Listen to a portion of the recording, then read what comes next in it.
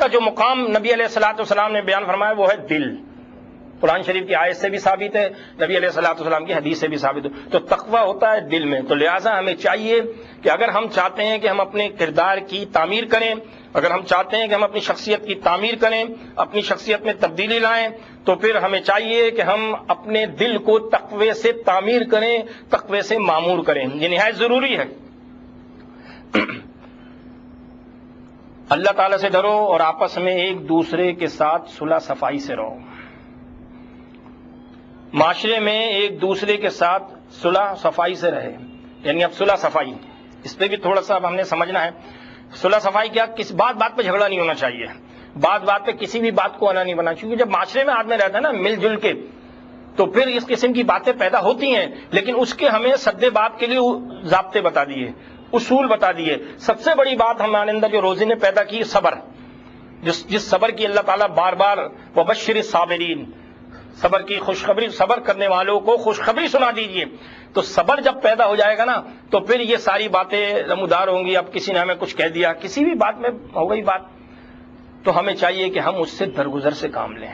تو یہ صلح صفائی ہوگی, درگزر سے کام لیں. اس کو انا کا مسئلہ نہ بنائیں, اس کو طول نہ دیں, وہیں اس کو ختم کر دیں اور درگزر کر دیں. الذین ينفقون فی السراء والضراء والکاظمین الغیظ والعافین عن الناس واللہ یحب المحسنین. متقی وہ لوگ ہیں جو اللہ تعالیٰ کے راستے میں تنگ حالی میں بھی, خوشحالی میں بھی, تنگ دستی میں بھی, جب ان کے پاس مال کی فراوانی ہوتی ہے جب بھی وہ اللہ کے راستے میں خرچ کرتے رہتے ہیں, اور جب مال کی کمی ہوتی ہے تھوڑی, اس وقت بھی وہ اللہ تعالیٰ کے راستے میں اپنی حیثیت اور اپنی طاقت اور اپنی بساط کے مطابق خرچ کرتے رہتے ہیں. اور جب ان کو غصہ آتا ہے, والکاظمین الغیظ, غصے کو پی جاتے ہیں. تو یہ غصے کو پینا یہی صبر سے ٹچ ہے بالکل. صبر جب کریں گے تو گویا غصے کو آپ پی رہے ہیں. کوئی بات کسی نے کہہ دی, ایسی تلخ کلامی ہو گئی, تو وہ وقتی ہونی چاہیے, وہ اس میں طول نہیں ہونا چاہیے. اس کو بغض, عداوت اور کسی قسم کا, کیونکہ مسلم ہے نا سامنے, آپس میں ایک دوسرے صلح صفائی سے رہے, ایک دوسرے اپنے بھائی سے درگزر کرتا رہے. یہ صلح صفائی, یہ اسلامی معاشرے کے اصول جس میں کردار کی تعمیر ہوتی ہے. یہ صفات ہمیں پیدا کرنی ہوں گی, ان صفات کے ہمیں حامل بننا ہوگا. دوسری آیت سورہ حجرات کی, انما المؤمنون اخوۃ فاصلحوا بین اخویکم, آیت نمبر 10 ہے. بات یہ ہے کہ مومنین جو ہیں وہ آپس میں بھائی ہیں.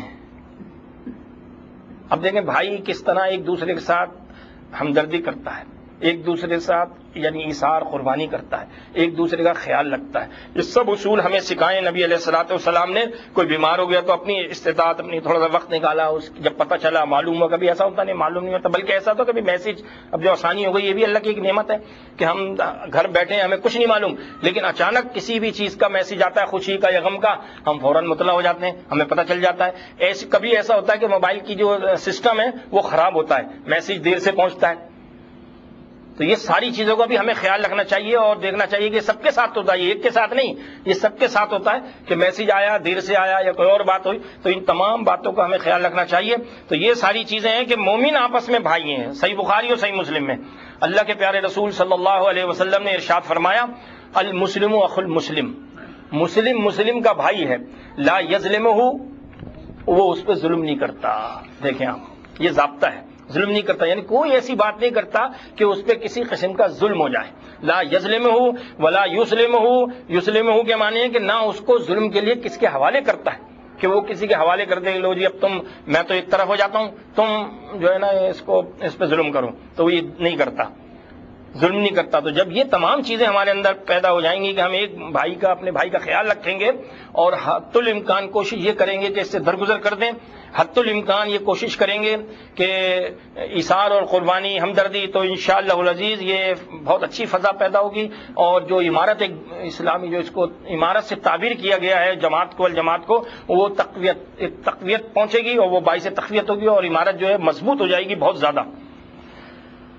تو یہ اللہ کے پیارے رسول صلی اللہ علیہ وسلم نے ارشاد فرمایا. اسی طرح قرآن شریف میں آیت ہے, ولا تنسبوا الفضل بینکم, یہ بھی ایک ضابطہ ہے, یہ بھی ایک یعنی کردار کی تعمیر کے لیے حکم ہے کہ آپس میں ایک دوسرے کے ساتھ رحم و کرم, فضل کو نہ بھولنا, خیال رکھنا، ایک بھائی کے ساتھ حسن سلوک کرنا، یہ ساری باتیں ہمیں ضابطے جو بتائے ہیں اللہ کے پیارے رسول صلی اللہ علیہ وسلم، اس لیے تاکہ ہم ان کو اپنائیں، ان کو اختیار کریں، اور ہمارے اندر جو ایسی کمزوری ہے، جو ایسی کوتاہی ہے، اس کو ہم دور کر لیں، اپنی جو کمزوری ہے اس پر نظر ثانی کریں، اپنا محاسبہ کریں، تو خود بخود پھر اصلاح ہو جاتی ہے۔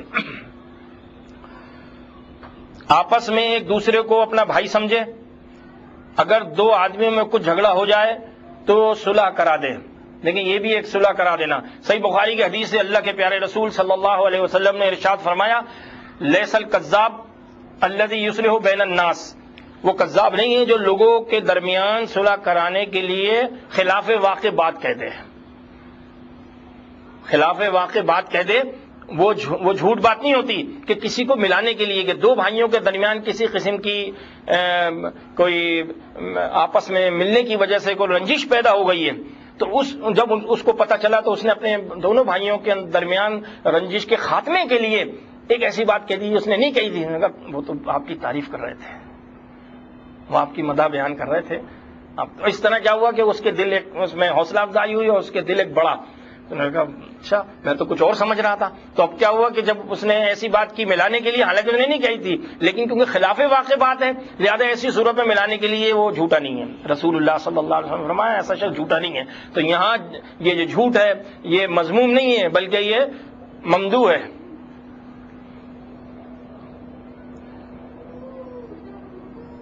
اللہ سبحانہ و تعالی نے ارشاد فرمایا، وَإِن طَائِفَتَانِ مِنَ الْمُؤْمِنِينَ اقْتَتَلُوا فَأَصْلِحُوا بَيْنَهُمَا فَإِن بَغَتْ إِحْدَاهُمَا عَلَى الْأُخْرَى فَقَاتِلُوا الَّتِي تَبْغِي حَتَّى تَفِيَ إِلَى أَمْرِ اللَّهِ، اگر مومنین کی دو جماعتوں میں آپس میں مٹ بھیڑ ہو جائے تو پھر کچھ چند لوگ جو باشعور ہیں، عقل مند ہیں، اہل علم ہیں، اللہ نے ان کو توفیق دی، شعور دیا، انہیں چاہیے کہ وہ ان کے درمیان فیصلہ کرائیں، صلح کرائیں، تاکہ ایک بن کر رہیں۔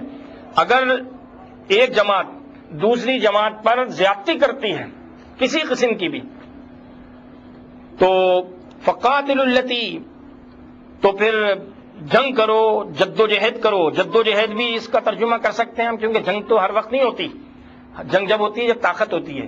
اب طاقت تو ہمارے پاس ہے نہیں لہذا ہم جنگ تو کر نہیں سکتے، نہ ہتھیار، نہ کوئی خلافت، نہ اقتدار، نہ کوئی کسی قسم کی کوئی باشد، کچھ نہیں ہے۔ اب کیا ہے، جد و جہد ہوگی، جد و جہد کہیں گے اس کو۔ تو پھر جد و جہد کرو اس جماعت سے جو زیادتی کر رہی ہے، حتی تفیہ الی امر اللہ، یہاں تک کہ وہ اللہ تعالی، وہ جس نے زیادتی کی ہے، یہاں جس نے غلطی کی ہے، جو غلطی پر ہے، یہاں تک کہ وہ اللہ تعالیٰ کے احکام کی طرف رجوع کرے، یعنی جد و جہد کرتے رہو، کوشش کرتے رہو کہ یہ اللہ کے احکام کی طرف لوٹے، جد و جہد جاری رہنی چاہیے۔ سورہ حجرات آیت نمبر 9۔ تو آپ دیکھیں کہ یہ سب ہمیں وہ ضابطے بتائے جا رہے ہیں کہ ایسے ماضی میں ایسے واقعات ہوئے کہ جب صلح ہوئی دو بڑی جماعتوں میں، جو جنت کے سردار ہیں حضرت حسن حسین رضی اللہ عنہ میں سے ایک نے، حسن رضی اللہ تعالیٰ عنہ نے صلح کروائی دو بڑی جماعتوں میں، اور اللہ کے پیارے رسول صلی اللہ علیہ وسلم نے اس کی نشاندہی بھی کی تھی۔ تو آپ دیکھیں کہ اس طرح جب واقعات ہو جائیں تو ایسی صورت میں اس کے خلاف جنگ کرنی ہے، اس کے خلاف جد و جہد کرنی ہے جو غلطی پر ہے، اس کا ساتھ نہیں دینا، اس کو سہارا نہیں دینا کہ نہیں جی آپ ٹھیک ہیں، نہیں، اس کو سہارا دیں گے تو پھر مسئلہ خراب ہو جائے گا۔ قرآن شریف میں آیت ہے، اللہ تعالی نے ارشاد فرمایا، وَلَا تَرْكَنُوا إِلَى الَّذِينَ ظَلَمُوا، تم ہرگز بھی جن لوگوں نے ظلم کیا ہے، زیادتی کی ہے، ان کی طرف نہ جھکنا۔ دیکھیں قرآن شریف کی آیت ہے، وَلَا تَرْكَنُوا إِلَى الَّذِينَ ظَلَمُوا، پھر کیا ہوگا اگر تم نے ایسا عمل کیا کہ تم ان کی زیادتی ہونے کے باوجود بھی، ان کا ظلم ہونے کے باوجود وہ ظالم ہے، پھر تم ان کو سہارا دیتے ہو، ان کا ساتھ دیتے ہو، تو فَتَمَسَّكُمُ النَّارُ، تمہیں آگ جو ہے وہ پکڑ لے گی، کیا پکڑ لے گی، تو ڈرایا اللہ تعالیٰ نے۔ تو گویا ہمیں یہ معلوم ہوا اس بات سے کہ اگر کوئی شخص ظلم کر رہا ہے اور غلطی پر ہے اور بالکل واضح غلطی پر ہے اور دلائل موجود ہیں، تو ایسی صورت میں اس کے خلاف جد و جہد کرتا رہے اور اس کو مجبور کرے اس بات کے کہ وہ اللہ تعالیٰ کے حکم کی طرف لوٹے اور اپنی غلطی سے اللہ کی طرف رجوع کرے، تائب ہو، اور جو بھی فیصلہ اللہ رسول صلی اللہ علیہ وسلم نے کیا ہے اس کو برضا رغبت تسلیم کرے۔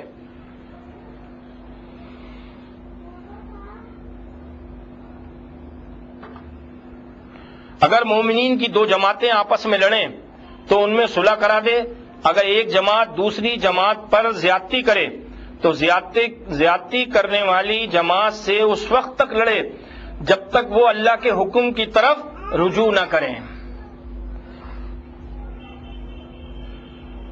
درگزر کرنے کے سلسلے میں ایک اور آیت سورہ نور کی، آیات تو کافی ہیں، متعدد ہیں.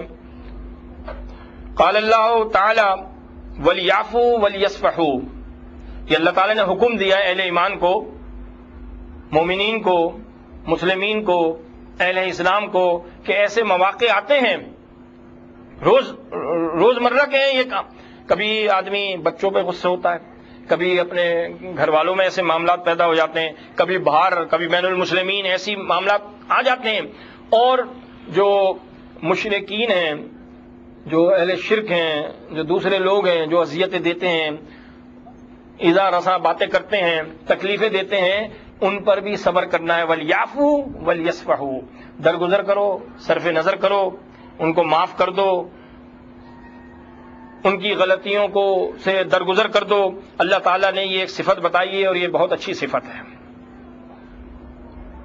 برائی کا بدلہ اچھائی سے دینا چاہیے.